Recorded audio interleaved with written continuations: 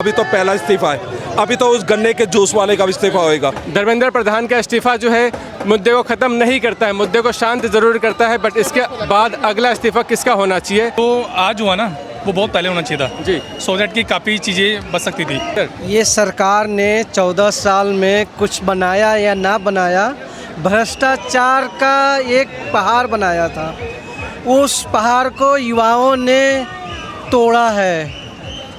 ये जस्ट शुरुआत है, ये युवा जग चुके हैं। अकाउंटेबिलिटी स्टार्ट हो चुकी है, बेसिकली इनका कहना ये है। और अब ये कहना है कि अब इस्तीफा आ चुका है, प्रोटेस्ट खत्म हो जाना चाहिए बिल्कुल तरीके से, सही सलामत।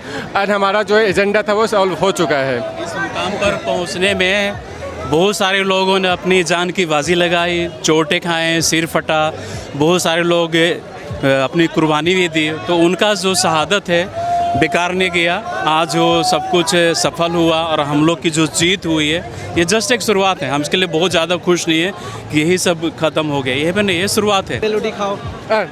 हमें मेलोडी दिया जा रहा है जो कि बहुत ही अच्छी चॉकलेट है। आप भी खाओ। ये है हमारे कैमरा पर्सन पार्थ, ये लीजिए ना, आप लीजिए सर। कैसे चलेगा? इतना पैसा आ रहा है बीसीसी की तरफ से और हम लोग देखते हैं लोग जो भी हैं और हार रहे हैं। तो सबसे पहले गौतम गंभीर का चाहिए और उसका अजीत आजदकर का चाहिए कि वो मोहम्मद शामी को टीम में नहीं ले रहा, जिसके चक्कर में बॉलिंग अच्छी नहीं हो पा रही। तो मोहम्मद शामी का भी हम चाहते हैं कि वो टीम में आए, जिस चक्कर में हमारी इंडिया मजबूत होए।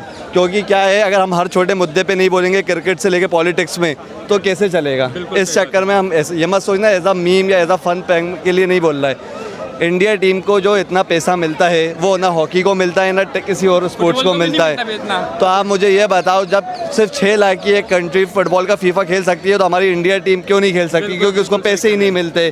तो बस मैं ये चाहूँगा कि जो क्रिकेट को पैसे मिल रहे हैं या तो उस तरीके की वो परफॉर्मेंस दें, या उन्हें हॉकी जितने ही पैसे दिए जाएँ कि फिर वो हॉकी और उनको बराबरी का मौका मिले। जी सर। सो क्रश के यहाँ पे धर्मेंद्र प्रधान से को रेफर कर रहा हूँ मैं। इतने टाइम बाद आफ्टर ऑल उसने सुन लिया एंड स्टूडेंट सुन ली, इतना स्टूडेंट्स को मारने के बाद, बट एट लास्ट उसने रिज़ाइन कर दिया, जो कि मच बेटर है उसका पोजीशन में बने रहने से। एंड आई थिंक बस बीजेपी अब कोई ऑनेस्ट लीडर अपॉइंट करे जिसको एक्सपीरियंस हो इस फील्ड में, ना कोई यारा गहरा। My brother has to say कि people who hit our students in our country, they need to be accountable because they not only hit, they molested. मैं ये कहना चाहता हूँ, जैसे कि आज धर्मेंद्र प्रधान ने इस्तीफा दे दिया है। इतने दिनों से संघर्ष चल रहा था बच्चों का, ना धूप देख रहे थे, ना बरसात देख रहे, ना सोना, ना खाना, ना पीना, कुछ नहीं देखा। लेकिन इन लोगों को उस टाइम में शर्म नहीं आई जब बच्चे लाठियाँ खा रहे थे, उस टाइम में ये इस्तीफा दे देते तो आज 21 बच्चों की हत्या नहीं होती। 100% एग्री विथ यू, बिल्कुल सही कह रहे हैं आप। अब लेकिन हत्या होने के बाद, चलो धर्मेंद्र प्रधान ने इस्तीफा दे दिया, और जिनकी हत्या हुई है, जिन्होंने आत्महत्या करी है, उनकी सजा कौन भुगतेगा? उनकी सजा कौन भुगतेगा? क्या वो पुलिस वाले जिन्होंने रहम दिखाया लाठी चलाने में, बच्चों पे कील वाली लाठियाँ चला रहे हैं? और धर्मेंद्र प्रधान आज इस्तीफा? मोदी उस टाइम में कहाँ सोया था? कहाँ सोया था मोदी? 100% बिल्कुल सही कह रहे हैं आप। तो आज मोदी ने इस्तीफा क्यों लिया? क्योंकि उसको डर था कि मेरी सरकार चली जाएगी। ये आंदोलन दिल्ली में नहीं था, ये हर जगह आंदोलन था, और ये आंदोलन आज बच्चों का काम आया है। और मैं तो ये कहूँगा, अभी तो पहला इस्तीफा है, अभी तो उस गन्ने के जूस वाले का इस्तीफा होएगा जो गाड़ियों में गन्ने का जूस डाल रहा है, अब उसका होएगा। इनके लाइन लगेगी अब, और एंड में मोदी को इस्तीफा देना पड़ेगा, क्योंकि मोदी तो जाएगा, 100% जाएगा वो।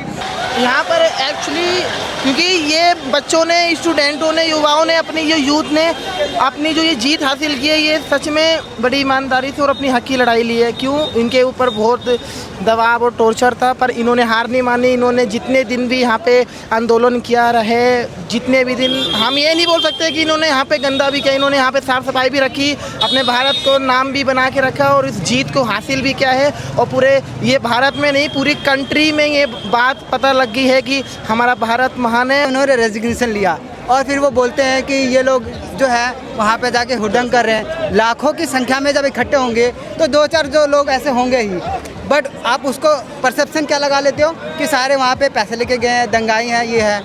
तो आप जब 200 लोग जब थे वहाँ पे, तब आपने वो चीज़ उस टाइम क्यों नहीं किया? उसी समय रिजाइन ले लेते तो यहाँ 25 दिन होते ही नहीं और ये सारी चीज़ें होती ही नहीं। सर आपको मोदी का इस्तीफा चाहिए? बिल्कुल, मैं अभी सर को जो है मोदी का इस्तीफा चाहिए। सर जो है धरने में बैठेंगे, पहला बंदा मैं होऊंगा जो इनके साथ बैठेगा। बिल्कुल, चले साथ में बैठते हैं फिर धरने पे। पहले जो बैठे उनको चले जाने दीजिए, फिर हम लोग बैठेंगे। सरकार की तो कोई बात ही नहीं हो रही है इसमें। सरकार कहाँ से आ गई है? तो बच्चों के भविष्य की बात हो रही है। बिल्कुल सही बात है। चाहे बीजेपी हो या कांग्रेस हो, सरकार की तो कोई बात ही नहीं है।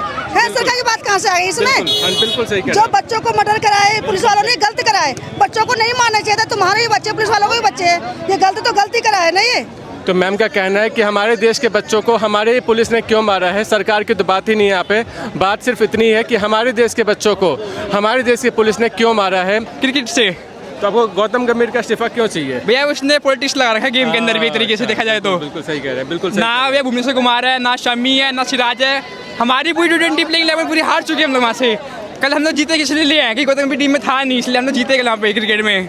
बिल्कुल सही कह रहे हैं। तो इनका कहना यह है कि धर्मेंद्र प्रधान के बाद हमें इस्तीफा चाहिए गौतम गंभीर का।